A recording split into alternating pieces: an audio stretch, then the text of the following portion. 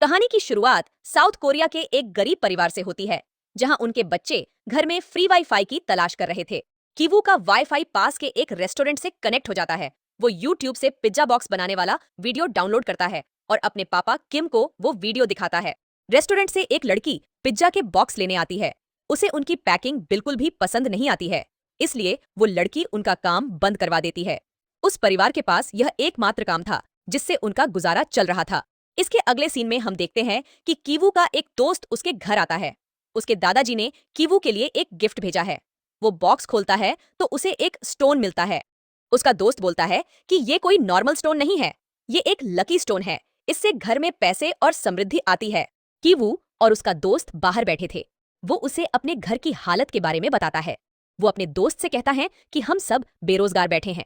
वो ज्यादा पढ़ा लिखा नहीं है, इसलिए उसे कोई नौकरी भी नहीं मिलती। कीवू का दोस्त उसे सलाह देता है कि मेन स्टडी करने के लिए यूएस जा रहा हूँ। तुम चाहो तो मैं जिस लड़की को ट्यूशन देता हूँ, मेरी जगह तुम उसे ट्यूशन दो।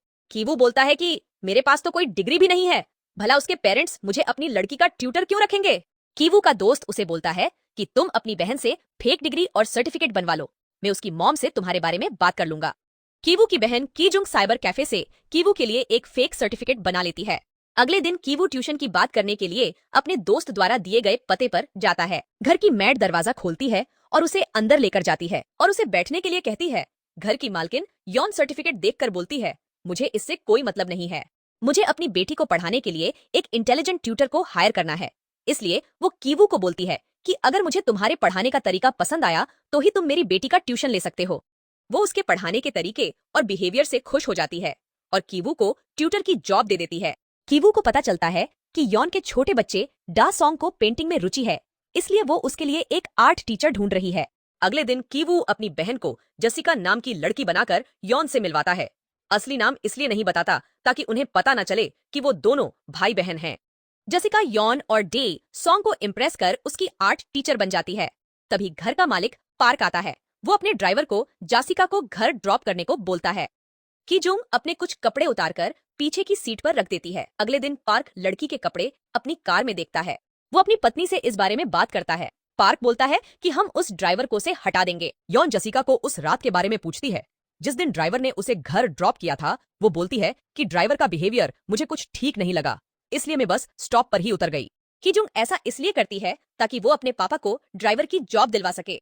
वो यॉन को अपने चाचा के ड्राइवर को नौकरी पर रखने के लिए सजेस्ट करती है। यॉन उसकी बात मान जाती है। अगले दिन उसके पापा किम ड्राइवर की जॉब पर लग जाते हैं।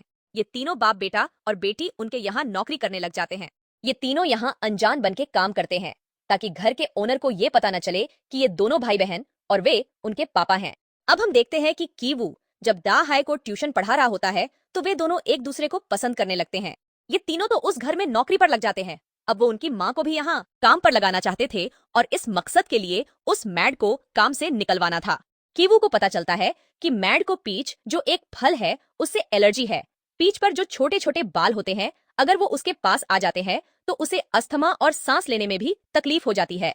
अगले दिन मैड हॉस्पिटल जाती कीवू के पापा किम भी वहां पहुंच जाते हैं। वो एक सेल्फी लेते हैं और उसमें वो मैड भी आ जाती है। यॉन ड्राइवर के साथ शॉपिंग पर जाती तो किम उसे बताता है कि घर की मैड को उसने हॉस्पिटल में देखा और ना चाहते हुए भी उसे पता चलता है कि उसे टीबी की बीमारी है। यॉन उसकी बात मानने से इनकार कर देती है। किम अपनी बेटी को मैसेज करता है कि वे दोनों 2 मिनट में आ रहे हैं। कीजुंग उस मैड के ऊपर पिच का पाउडर डाल देती है जिससे उसे तेजी से खांसी आने लगती है। इसके तुरंत बाद किम यॉन को लेकर घर आता है। वो उस मैड को खांसते हुए देखती है। किम जल्दी से डस्टबिन के पास जाता है और उस मैड के टिश्यू पेपर पर सॉश डाल देता है ताकि यॉन को लगे कि मैड को भयंकर बीमारी है।